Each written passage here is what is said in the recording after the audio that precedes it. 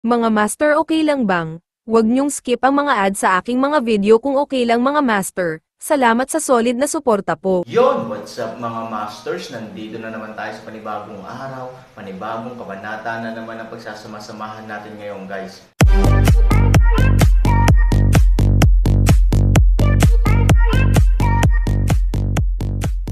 Bali mga masters, kung bago ka pa lang po sa aking YouTube channel, please click the subscribe button, lalong-lalo na po yung notification bell guys, para maging connected pa rin tayo sa isa't isa at maging updated kayo sa mga susunod ko pang video.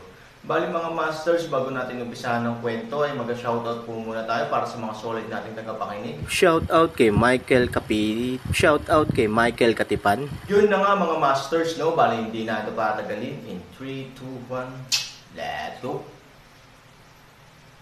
Maaaring, biglang naalala ni Peigo ang kanyang kalokohan, at hindi siya naglakas loob na sabihin ang kanyang hula, dahil ito ay sobrang nakakatakot at hindi kapanipaniwala.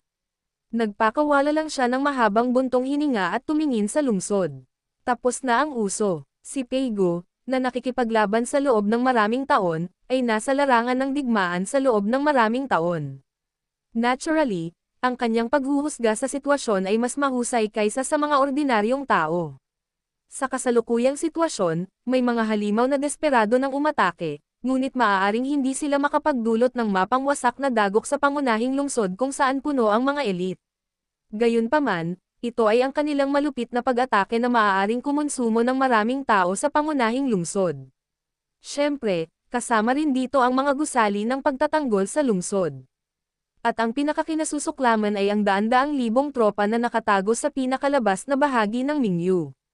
Obviously, kahit sinong officer in command basta normal lang ang utak niya, alam niyang umasa muna sa mga halimaw na ito para ubusin, at pagkatapos ay aanihin ang benepisyo ng mangingisda.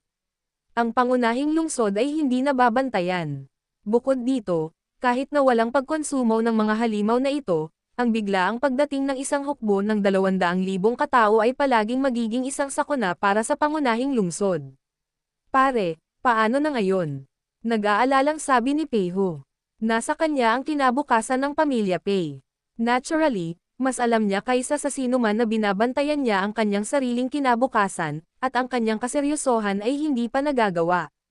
Bukod dito, ngayon pa lang ay sinabi na sa kanya ng kanyang mga dogleg ang usapin ng pagpilit sa pagbibitiw ng patriarch na magbitiw, na lalong nagpasabik sa kanya na ipagtanggol ang kanyang sariling bansa. Hindi nagsalita si Peigo, tinitigan ng mabuti ang sitwasyon, at tila nag-iisip ng lahat ng posibleng paraan. May posibilidad bang gawin ito? Tumayo si Ziching at magsasalita na sana. Ngunit ang mga mata ng ilang senior executive ng pamilya Pei ay halatang naiinis sa kanya. Lumingon si Peigo, sinulyapan ang lahat, ikanaway ang kanyang kamay, tumingin kay Ziking, at sinabing, ano ang opinyon mo, babae? Hindi kaagad nakasagot si Ziking, sinulyapan niya si Ivory, at pagkatapos makita ang kanyang pagtango, sinabi niya, mali si Patriarch Pei, ngunit ito ay isang matigas na opinyon lamang. Nagsasalita, naisip ni Ziching na dahil ang kaaway sa labas ng lungsod ay gumamit ng mga halimaw upang ubusin tayo, kung gayon, maaari ba nating gamitin ang pagkakataong ito para ubusin sila? Sabi ni Ziching. Nang marinig ni Ivory ang mga salita, hindi niya maiwasang mapangiti. Sa katunayan, bago magsalita si Ziking, naisip din niya ito. Hindi sa parehong kaluluwa ang dalawang babae, ngunit matagal na nilang sinusundan si Han Sanchen, at lahat sila ay nagsimulang maunawaan kung ano ang kanyang gagawin kung narito si Han Sanchen. Posible ba ang planong ito? May nagtanong. Bagaman inaatake tayo ng mga halimaw ngayon, huwag kalimutan, maaari na tayong umasa sa pader ng lungsod upang magbantay, bagaman maaari tayong laging magtiyaga hanggang sa wakas, ngunit hindi bababa sa ito ay hindi ganoon kadali.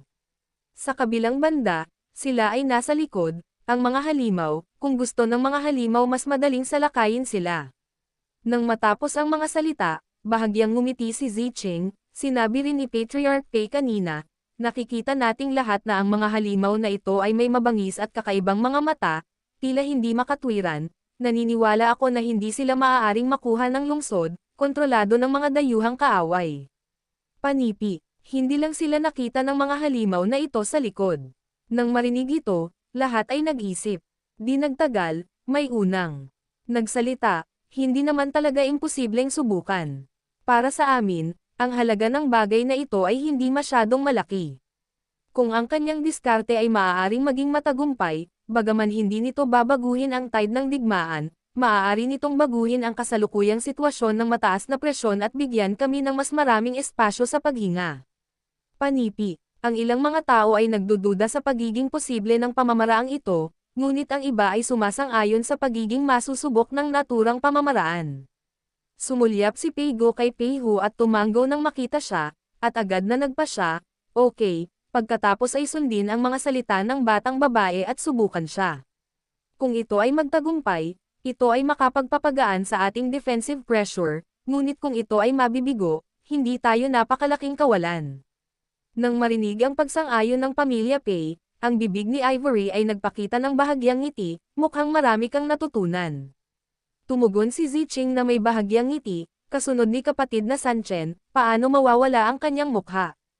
Nang bumagsak ang mga salita, iniyuko ni Ziching ang kanyang mga kamay at sinabing, kung sumasang-ayon kayong lahat sa pamamaraang ito, mangyaring ipaubaya ang partikular na pagpapatupad kay Ziching. Medyo nag-alala si Ivory, sasama ako sa iyo. Umiling si Ziking, bilang mga kaalyado nila, paano tayo mawawalan ng mukha kapag wala si Brother 3000?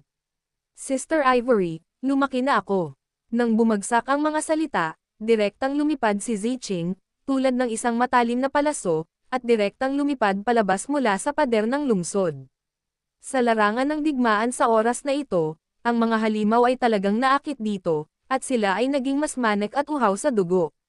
Sila ay umungal ng ligaw at handa ng kumilos. Sa pagtingin sa lilang pag-ibig na umaatake sa ganitong paraan, ang mga kababaihan sa hukbo ay malamig ng umiti, matagal kitang hinihintay na lumabas. Storytelling channel sa YouTube. Maganda ang ngiti niya, at isang magandang mukha din ang nagpakita ng kanyang kakaibang ugali, ngunit sa mga mata na iyon, mas maraming uhaw sa dugo at panlalamig. Bukod kay Minggayo, sino pa kaya ito? Nang bumagsak ang mga salita, bahagya niyang itinaas ang kanyang kamay. Hindi ko alam kung kailan, isang napakalaking puwersa ang namuo sa kanyang palad. Kung gusto mong pangunahan ang mga halimaw sa amin, ipapakita ko sa iyo kung ano ang ibig sabihin ng pagiging mainit. Isang sinag ng liwanag ang direktang pinakawalan mula sa kanyang kamay, at biglang humampas kay Ziching na kakaalis lang. Ang bilis nito ay napakabilis, at nakakuha na ito ng hugis, kaya nang wala pang 2 metro ang layo ni Ziching sa pader ng lungsod, wala na itong 10 metro ang layo mula sa Ziching. Oops! Kumunot ang noo ni Ziching, alam niyang may mali. Naghanda na ang kabilang partido, at masasabi pa nga na sinadya niya itong dinaya sa Pain. Kapag ginawa niya ito, ang pag-atake ay ilalagay sa harap niya, at ito ay magiging isang malaking dead end. Kung haharinja niya ito, magkakaroon ng apoy sa buong lugar, na magiging parang alon ng liwanag sa pader ng lungsod na makaakit ng mas maraming halimaw. Ngunit kung hindi ito maharangan, ang pag-ataking ito ay tatama sa pader ng lungsod, at sisibog din ang pader ng lungsod, na umaakit sa atensyon ng mga halimaw. Ito ay isang ganap na patay na dulo. Shit, mahina niyang saway. At malinaw na naunawaan ni Ivory sa pader ng lungsod ang intensyon ng kalaban na agad na mag-counter-attack, at hindi niya maiwasang mabigla saglit.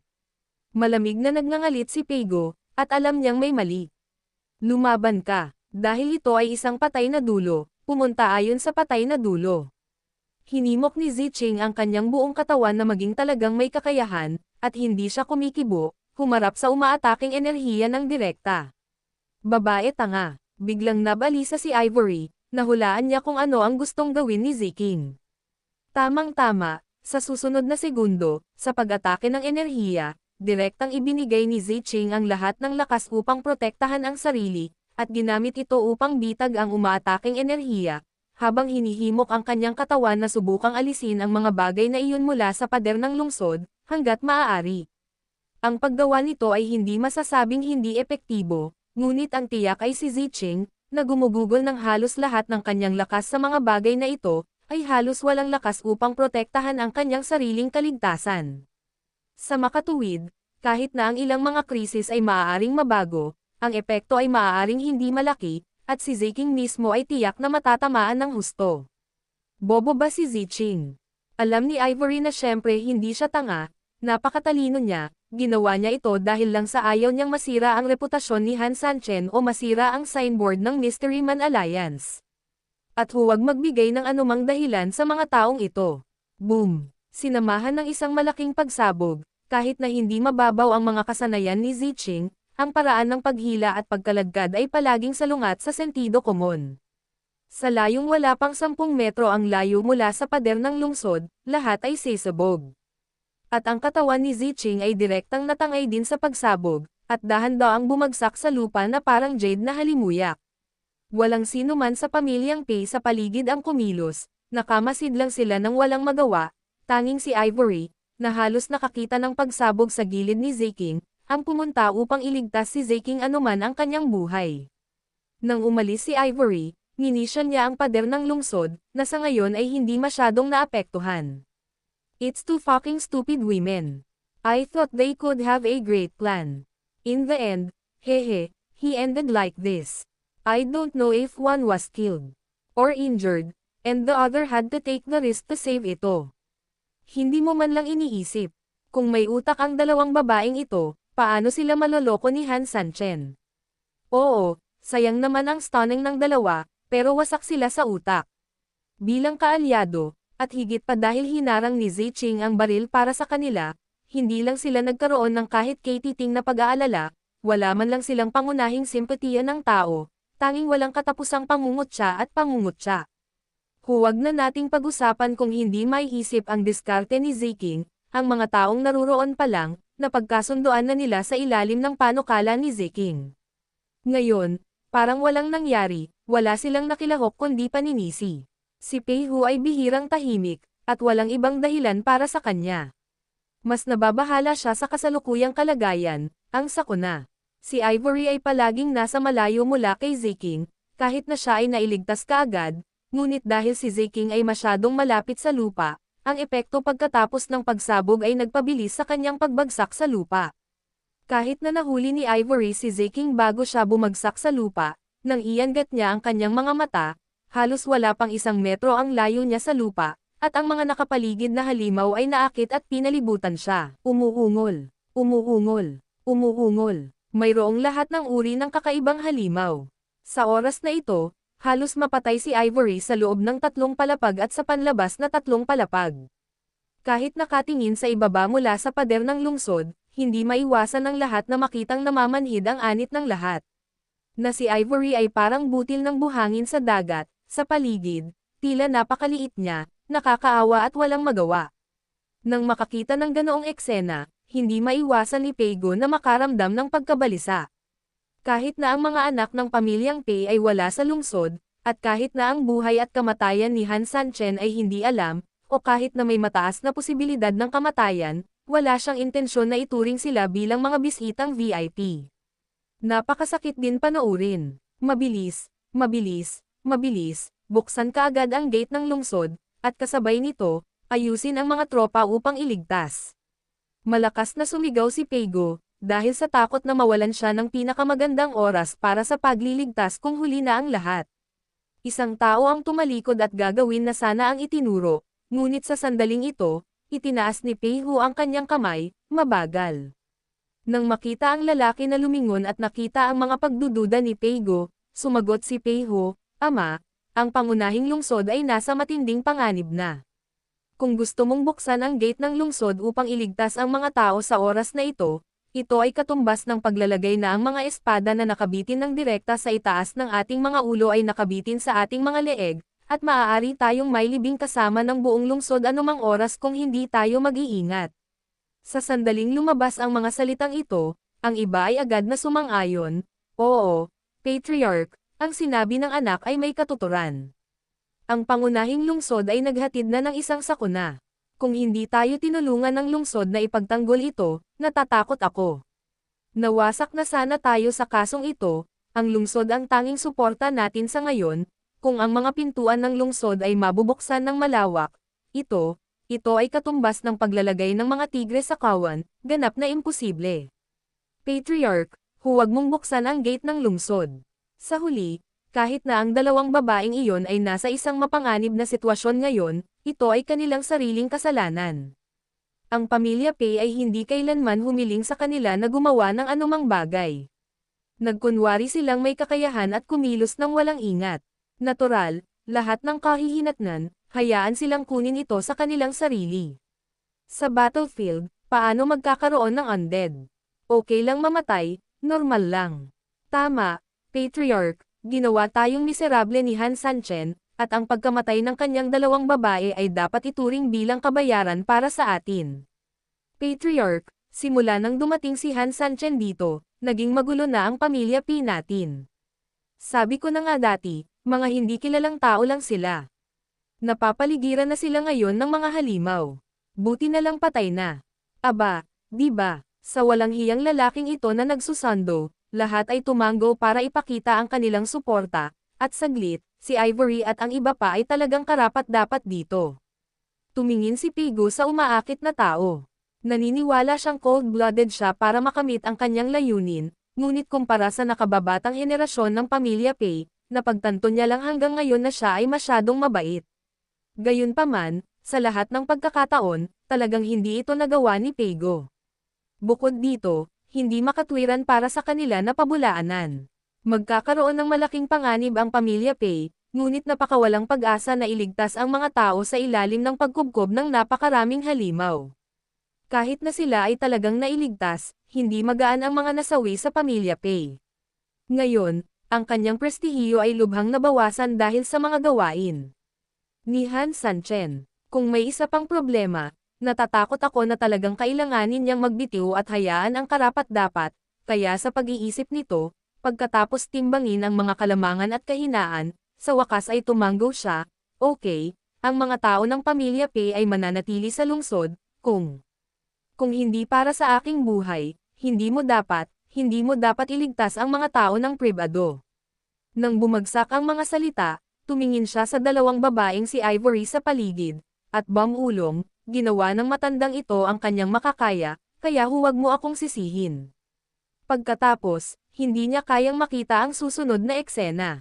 Napapaligiran ang dalawang babae ni Ivory, umiling, sinenyasan si Pei Hu na bantayan ang kalaban, pinunasan niya ang kanyang mga templo at pumunta sa maliit na atek sa lungsod para magpahinga sa pag-alis ni Pei Go. Ang mga executive sa paligid ng Pei Hu ay nagsabi, "Hoy, nakakalungkot na ang dalawang nakamamanghang dilag na ito ay napakahirap mula pa noong unang panahon. Hindi tulad ng hindi ko sila hinikayat kahapon na hayaan silang makita ng malinaw ang pagpili, kung hindi sila haantong sa ganito." Habang nagsasalita, 10,000 halimaw ang sumugod kay Ivory. Yun na nga mga masters, no? Bali panibagong kabanata na naman yung natapos natin ngayong gabi. Muli, maraming salamat po talaga sa walang sawang suporta po sa aking YouTube channel na talagang inaabangan nyo po ang bawat upload ko po. Bali mga masters, magkita-kita ulit po tayo bukas ng gabi at ngayon po ay magpapaalam po muna tayo. Bali mga masters, bye-bye!